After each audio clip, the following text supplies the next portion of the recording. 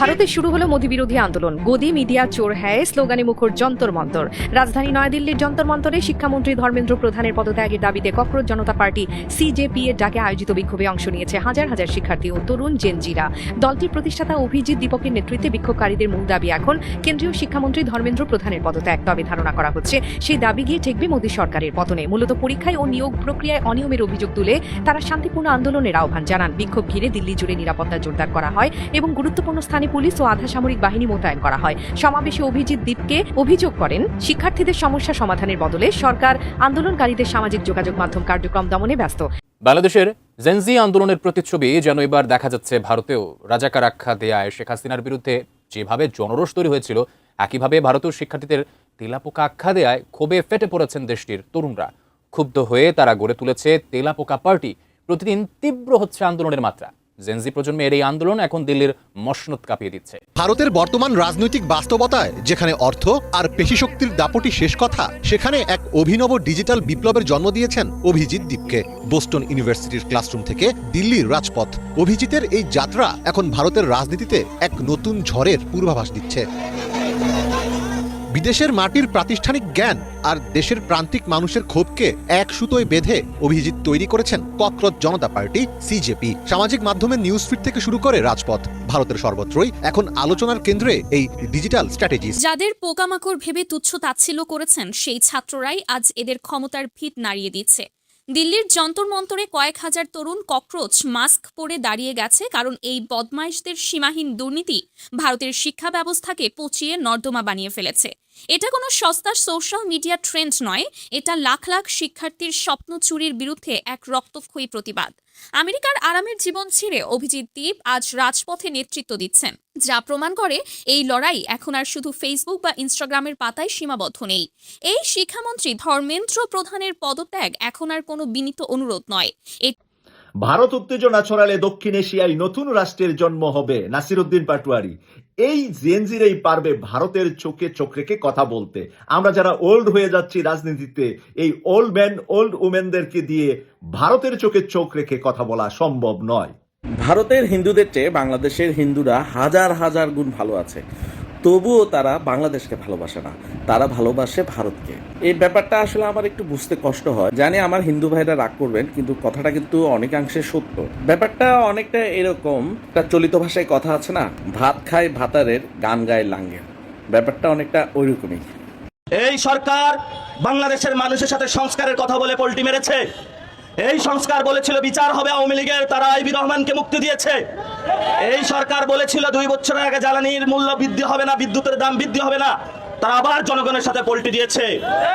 আলহামদুলিল্লাহ, আলহামদুলিল্লাহ, জাতিসংঘের মহাসচিব হতে যাচ্ছে মোহাম্মদ ডক্টর ইউনূস। যদি জাতিসংঘের মহাসচিব তিনি হয়ে যায়, ভারতের জন্য অনেক দুর্ভাগ্যের বিষয়, ভারতের জন্য অনেক দুর্ভাগ্যের বিষয়। ভারত যে আজকে মুসলিম নিধনে পায়তারা নেমেছে, ভারতের জন্য ভারতের স্বপ্ন সেটা পূরণ হবে কিনা জানি না, তবে ভারত ধ্বংস হতে বেশি দেরি নেই ইনশাআল্লাহ। আসসালামু আলাইকুম রহমতুল্লাহ। আপা গেছে যেই পথে, আপার জামাই অর্থাৎ মোদি যাবে সেই পথে। এখন আপা তো গেছে ইন্ডিয়ার পথে, মোদি কোথায় যাবে? মোদি তো ইন্ডিয়াতে রয়েছে, সে কোথায় যাবে? তার যাওয়ার মতো কোনো জায়গা নেই। কেননা একদিকে বাংলাদেশ, অন্যদিকে চায়না, একদিকে পাকিস্তান, একদিকে রাশিয়া, বা তার চতুর্দিকে যে দেশগুলো রয়েছে, প্রত্যেকটা দেশের সাথেই তার শত্রুতা রয়েছে। কিন্তু দর্শক, ইন্ডিয়াতে কি শুরু হয়ে গিয়েছে অলরেডি হয়তো জেনে গিয়েছেন, ককরোচ পার্টি বের হয়েছে। আর শোলা তেলাপোকার দল, এই তেলাপোকার দলের কারণে তারা আজ ধ্বংসের পথে। দর্শক, নমরুদকে ধ্বংস করেছিল মশা নমরুদের এত বড় ক্ষমতা ধ্বংস করে দিয়েছিল, আর ইন্ডিয়ার মোদির ক্ষমতা ধ্বংস করছে তেলাপোকা। আজীব এক ব্যাপার না দর্শক? যারা ইতিহাস জানেননি অবশ্যই ইতিহাস জেনে নেবেন। এই যে ককরোচ, বাংলাদেশে শেখ হাসিনা একটি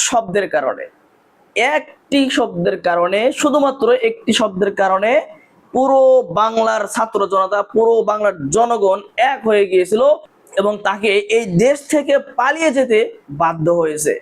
কি সেই শব্দ? রাজাকারের নাতিপুতিরা। একটি শব্দ বলেছিলেন, এই এক শব্দের কারণে কিন্তু দেশ ছাড়া হয়েছে। ঠিক একই ভুল করলেন মোদি। অর্থাৎ ইন্ডিয়াতে যে ছাত্র জনতা আন্দোলন করতেছিলেন তাদেরকে আখ্যায়িত করা হয়েছে ককরোচ পার্টি। ককরোচ, এরা তো ককরোচের মতো। তখন তারা নিজেরাই নিজেকে দিয়েছে আমরা ককরোচ পার্টি, অর্থাৎ তেলাপোকা পার্টি। ককরোচ মানে তেলাপোকা, আরশোলা, তেলাপোকা পার্টি।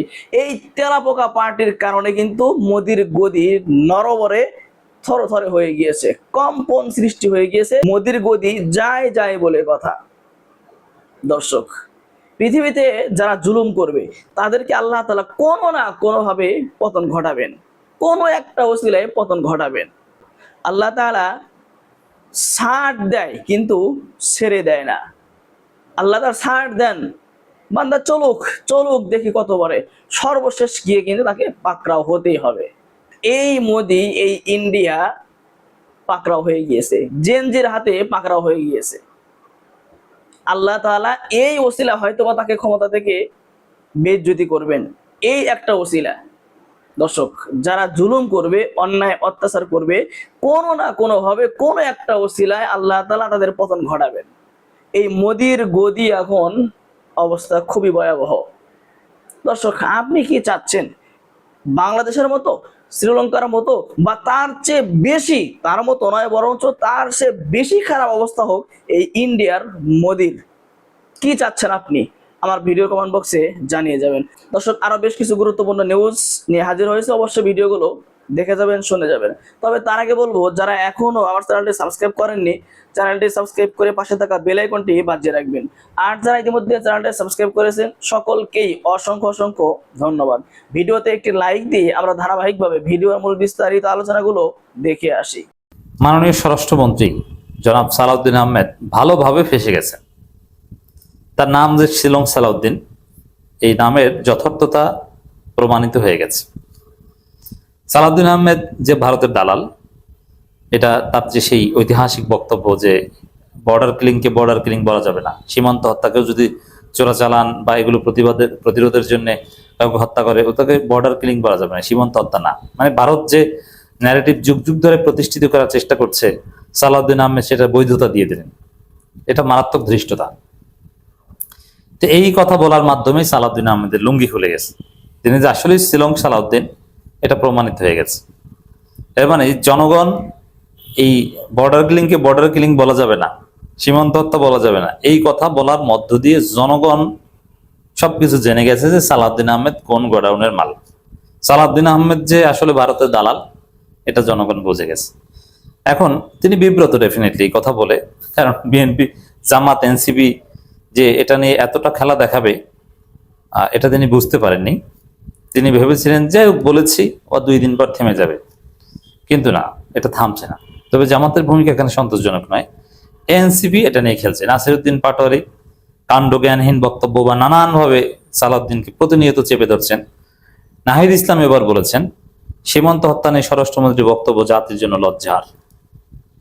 এর মানে সালাউদ্দিন আহমেদকে হাতে ছাই মেখে ধরেছেন তরুণরা, এমন অ্যাক্টিভিস্ট থেকে শুরু করে এই যে আমরা প্রতিনিয়ত আলোচনা করছি।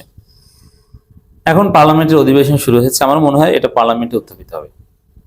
রাজনীতির মাঠে অনেক সমালোচনা, অ্যাক্টিভিস্টদের মানে আমাদের যে সমালোচনা বা গালাগালি, বা বিরোধী দলের সমালোচনা বা গালাগালি, আপনি যাই বলেন না কেন, এগুলো একটা পর্যায়ে থেমে যায়। যদি দাঁতে কামড় দিয়ে থাকতে পারেন তাহলে এইসব ইস্যু একদিন ধামাচাপা পড়ে যায়। সালাউদ্দিন আহমেদ ভেবেছিলেন যে যাক আমি কথাটা বলে ফেলেছি, সালাউদ্দিন তো আসলেই ভারতের দালাল, যেহেতু মুখ ফসকে বলে ফেলেছি, আমার মনের কথাটা বের হয়ে গেছে যে না, বর্ডার কিলিং বলা যাবে না। এটা যেহেতু জামাত চুপ আছে, এনসিপি থেমে যাবে, আমি বেঁচে যাব। কিন্তু না, ভালোভাবে ফেসে গেছেন।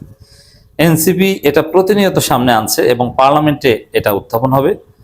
এখন রাজনীতির মাঠে আপনি এড়িয়ে যেতে পারেন, কিন্তু পার্লামেন্টে যদি কোনো একটা বিষয়ে দৃষ্টি আকর্ষণ করা হয়, জবাব চাওয়া হয়, তখন ওই জবাবটা দিতে হয়। পার্লামেন্টে সবকিছু এড়িয়ে যাওয়া যায় না। স্পিকারের কাছে যদি সুনির্দিষ্টভাবে নোটিশ দেওয়া হয় যে এটার ব্যাখ্যা চাই, এটার ব্যাখ্যা দিতে তিনি বাধ্য। এটার ব্যাখ্যা কি দিবেন? ইনিয়ে বিনিয়ে ক্ষমা চাইতে হবে। মানে বিএনপিকে এই বক্তব্য দেওয়ার জন্য ক্ষমা চাইতে হবে। প্রথম কথা হচ্ছে সালাউদ্দিন আহমেদ এমনিতে এখন ধৈর্য হয়ে গেছে। একটা মজার রাজনীতি দেখেন বিএনপিতে। বিএনপি সরকার ভারত বলায় নাই, তারেক জিয়া এবং খলিলুর রহমান তারা ভারতকে লাথি দিয়ে পাকিস্তান, চীন, তুরস্ক বলায় গেছে। এবং এটা নিয়ে অনেক কিছু হতে পারে। ভারত মহা ষড়যন্ত্র করছে বাংলাদেশের বিরুদ্ধে। বাংলাদেশের রংপুর দখল করার সরাসরি প্ল্যান নিয়ে তারা হাজির হয়েছে। ভারতের সিকিউরিটি এক্সপার্টরা তারা বলছে যে রংপুর বিভাগ দখল করা দরকার, রাজনৈতিকভাবে সমঝোতা বা কেনা দরকার দ্বিজাতি তত্ত্বের ভিত্তিতে, যে পুরো বাংলাদেশের সমস্ত বিভাগ জেলাগুলোতে যত হিন্দু আছে সবাই যাবে রংপুরে, তারপরে রংপুর ভারতের অংশ হয়ে যাবে। আর রংপুরে যে প্রায় 1.5 কোটি মুসলমান আছে তারা অন্য অন্য জেলাগুলোতে ভাগ করে আসবে। তাহলে আমাদের এই বাংলাদেশে, রংপুর মুক্ত বাংলাদেশে কোনো হিন্দু থাকবে না, আর তাদের ওইখানে কোনো মুসলমান থাকবে না। এই দ্বিজাতি তত্ত্বের মতো একটা ফালতু একটা বিষয় নিয়ে অনেকে হাজির হয়েছে এবং ভারতবর্ষে এটা নিয়ে ব্যাপক আলোচনা হচ্ছে। প্রয়োজনে সামরিক রাজনৈতিক চুক্তির মাধ্যমে যদি রংপুর ভারত না নিতে পারে তাহলে সামরিক হামলা চালিয়ে তারা রংপুর নিবে, এই ভয়াবহ প্ল্যান করছে। কিন্তু তারেক জিয়া বসে নাই, তিনি চীন, তুরস্ক এবং পাকিস্তানের সাথে এমন চুক্তি করছেন যে তাদের এই পুরো রংপুর বা উত্তর অঞ্চলে চীনের শক্তিশালী উপস্থিত থাকবে। কোনোভাবে রংপুরের দিকে চোখ দিয়ে তাকালে ওই চোখ উপড়ে ফেলা হবে, চীন উপড়ে ফেলবে, চীনের সহায়তা নিয়ে বাংলাদেশে উপড়ে ফেলবে। তারেক জিয়ার লাইন হচ্ছে এখন এই সঠিক লাইন। এখন এই লাইনে যাওয়ার ফলে আপনারা দেখছেন বিএনপির ভারতপন্থীদের মন খারাপ, তারা চুপসে গেছে। যেমন এখন সালাউদ্দিন আহমেদের তেমন দাম নাই, আমির খসরুর তেমন দাম নেই, মির্জা ফখরুল তো হতাশ, তিনি ঢাকায় থাকতে চান না, তিনি ঢাকা ছেড়ে চলে যেতে চান, হতাশ। এর মানে কোনো পরিবর্তন, ভালো কিছু করবেন এবং বিএনপির কাছ থেকে বিপ্লবী কিছু আশা করবেন না, এইসব কথাবার্তা বলছেন। এর মানে এখানে বিএনপি বা সরকার চলছে এখন খলিলুর রহমান আর তারেক জিয়ার কথায়, ভারতপন্থীরা এখন ধৈর্যা, আর ওদিকে কলকাঠি নাড়ছেন ইউনুস। এই জায়গায় সালাউদ্দিন আহমেদ তো এমনিতেই ধৈর্যা, কারণ তিনি ভারতপন্থী লোক। যেই খলিলুর রহমানকে গালাগালি করেছেন সালাউদ্দিন আহমেদ, সেই খলিলুর রহমানকে এখন আব্বা আব্বা, জি হুজুর, জি স্যার এগুলো বলতে হচ্ছে সালাউদ্দিন আহমেদকে। মজা না? এতদিন ডিফ্যাক্টো প্রাইম মিনিস্টার বলা হতো সালাউদ্দিন আহমেদকে, এখন তো দেখি de facto prime minister Khalilur Rahman নীরবে নিভৃতে করোনা ঘটিয়ে দিচ্ছে। তো দর্শক, সেই জায়গায় এই ভারতের দালালিমূলক যে বক্তব্য সালাউদ্দিন আহমেদ দিয়েছেন, এটা বলে তো তিনি বেকায়দায় পড়েছেন। ভারতের দালালি এখন কার্যকর করা যাচ্ছে না, ভারতের ন্যারেটিভের পক্ষে বলে ভারতের কাছ থেকেও কিছু অর্জন করতে পারছে না, আর বাংলাদেশে ভালোভাবে বেকায়দায় পড়েছে। সীমান্ত হত্যা বলা যাবে না, ভারত যুগ যুগ ধরে এটাই আমাদের বোঝানোর চেষ্টা করলো, হাসিনাও এটা মানেনি, আর আপনি এটা মেনে নিলেন, আবার আপনি এটা বলছেন। ফাজলামি না, এখন বিএনপি ক্ষমা চাইতে হবে, যেহেতু বিএনপি ওই লাইন থেকে সরে এসেছে। অতএব সালাউদ্দিনের দায়ভার নেওয়ার দরকার কি? সালাউদ্দিনকে বলুক তারেক রহমান যে আপনি বলেন যে আমি দুঃখিত এই বক্তব্য দেওয়ার জন্য, অবশ্যই সীমান্ত হত্যার বিরুদ্ধে আমরা সোচ্চার থাকবো, সীমান্ত হত্যা আমরা সহ্য করবো না, এরকম একটা বক্তব্য সালাউদ্দিন আহমেদের মাধ্যমে দেন, পার্লামেন্টই দেন। আমার মনে হয় সেটা করতে হবে। যেভাবে আমাদের তরুণ ছেলেরা হাতে ছাই মেখে সালাউদ্দিনকে ধরেছে এবং জনগণ তো সবকিছু জেনে গেছে, অতএব সালাউদ্দিনের সামনে ক্ষমা চাওয়া ছাড়া কোনো উপায় নেই। সীমান্তে ভারতীয় বাহিনীর নির্বিচার হত্যা নিয়ে স্বরাষ্ট্রমন্ত্রী সালাউদ্দিন আহমেদের বক্তব্যকে অত্যন্ত আপত্তিকর এবং অপমানজনক হিসেবে আখ্যায়িত করেছেন জাতীয় নাগরিক পার্টির আহ্বায়ক নাহিদ ইসলাম। তিনি বলেন, সরকারের দায়িত্বশীল কারো কাছ থেকে এই ধরনের বক্তব্য শোনা জাতির জন্য লজ্জার। অতএব এই লজ্জাজনক বিষয়ে আমরা কেন বহন করব? সালাউদ্দিনকে ক্ষমা চাইতে হবে এবং স্পষ্ট করতে হবে, ক্ষমা চেয়ে প্রায়শ্চিত্ত দিতে হবে। প্রায়শ্চিত্ত কি?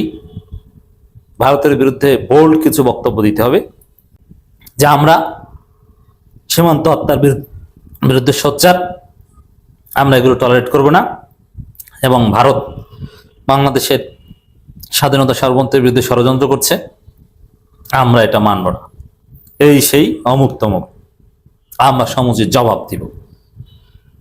এবং বাস্তবে তো কার্যক্রম দেখিয়ে দিচ্ছে, পাকিস্তানের সাথে সামরিক চুক্তিতে যাচ্ছে, তুরস্কের সাথে যাবে, চীনের সাথে, চীনকে তিস্তা প্রজেক্ট দিলে এটা স্ট্র্যাটেজিক পার্টনারশিপ হয়ে গেছে, আর কিছু লাগে না। জাস্ট এখন সালাউদ্দিন আহমেদ কিছু বিপ্লবী কথা বলে দিলেই প্রায়শ্চিত্ত হয়ে যায়, ক্ষমা চাওয়া হয়ে যায়। তাহলে সালাউদ্দিন আহমেদ যে লজ্জার এক্সাম্পল সৃষ্টি করেছেন, সে লজ্জা থেকে বাঁচতে পারবো।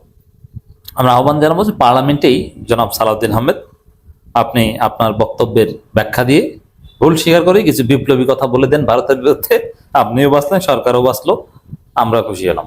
এতক্ষণে আমাদের সাথে থাকার জন্য ধন্যবাদ। আবারও বলছি, যারা এখনো আমার চ্যানেলটি সাবস্ক্রাইব করেননি, চ্যানেলটি সাবস্ক্রাইব করে পাশে থাকা বেল আইকনটি বাজিয়ে রাখবেন। আর যারা ফেসবুক পেজ থেকে দেখছেন, অবশ্যই ফেসবুক পেজটি ফলো দিয়ে পাশে থাকবেন।